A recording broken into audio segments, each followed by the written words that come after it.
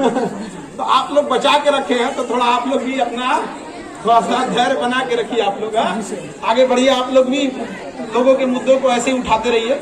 और पिछली बार जब हम आए थे तो हमको बोला गया था कि कोई सिलाई मशीन के लिए यहाँ पर, तो हम आप ही बताई दिए।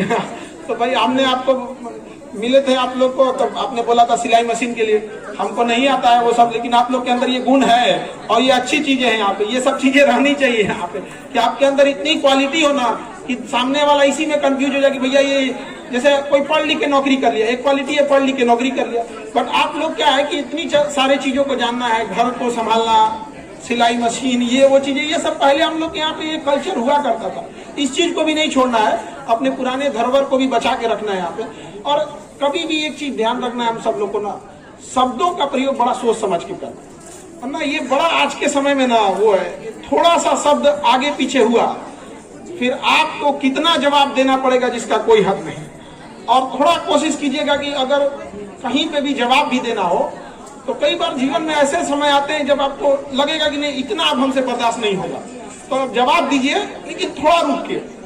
जरूरी नहीं जैसे कभी किसी देखते हैं कि माँ जो होते हैं, पिता होते हैं, कभी बच्चे को डांट देते हैं, बच्चे सबको भी समझ में नहीं आता, तुरंत जवाब देने लगते हैं। थोड़ा सा अगर दो आदमी गुस्सा है ना, तो एक आदमी अगर अपने को कंट्रोल करके थोड़ा देर में भी जवाब दे देगा तो बहुत सारे रिश्ते शायद टूटने से बच सकते थे।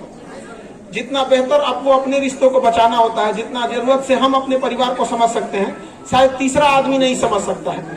देखिए, तीसरा आदमी फैसला कर सकता है, न्याय नहीं। न्याय और फैसले में अंतर होता है। जरूरी नहीं कि हर एक फैसला न्याय ही हो जाए। Decision is not justice.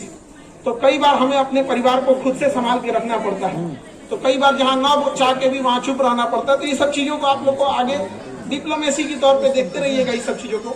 बाकी आगे कभी भी जरूरत रहेगी तो हम आप लोग के साथ हमेशा खड़े हैं। आज भी हमारे यहाँ जितनी बच्चियां पढ़ने आती हैं, उन सब एक चीज हमने फील किया था कि लड़कियों को पढ़ने से रोकने के कई कारण थे। कुछ सामाजिक कारण थे, कुछ पुरानी मानसिकताएं थी।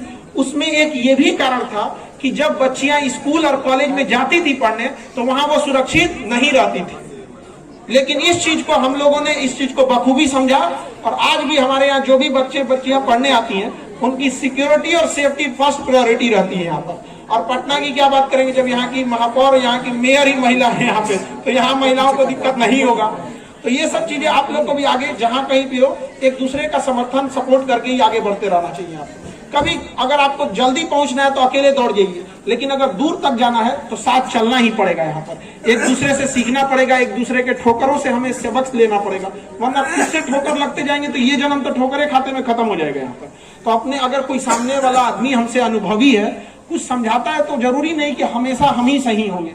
कई बार हमें लगता है कि हमारा डिसीजन सही होगा, लेकिन बहुत बार ऐसा लगता है कि हमसे छोटे लोग हमसे बेहतर डिसीजन ले सकते हैं। तो एक चीज जरूर रखिएगा कि हर इंसान कभी पूर्ण नहीं हो सकता है, सब में कुछ ना कुछ कमियां हैं। जिस दिन हम लोग पूर्ण हो गए ना, भगवान बुला लेगा, आ जाओ बाबू, तुम बहुत अच्छा हो गया, अब तुम्हारी जरूरत ऊपर है, आ जाओ। तो पूर्ण नहीं हो सकते हम लोग। और कोई इंसान एक दूसरे से, हर इंसान एक अपने आप में यूनिक है। कई बार हम लोग कहते हैं महिला और पुरुष बराबर है। अरे पुरुष पुरुष के बराबर नहीं है, महिला हर महिला दूसरे महिला से अलग है, हर पुरुष अपने से अलग है। इनकी क्षमता अलग है, दूसरे की क्षमता अलग है। हमें अपनी क्षमता को पहचानने की जरूरत है और अपनी क्षमता का 100% दे और राष्ट्र निर्माण में कैसे मदद कर सके। और आप सबसे एक चीज जरूर कहेंगे कि एक काम जरूर ऐसा कीजिए, कोई ऐसा संघ, कोई ऐसा यूनिटी बनाइए, कुछ ऐसा कीजिए ताकि महिलाओं के साथ अगर कोई अपराध हो तो उन्हें बढ़िया वकील न मिल सके। बैठ जाइए ना, ये चीज जरूर कीजिएगा। महिलाओं के साथ जगह में अपराध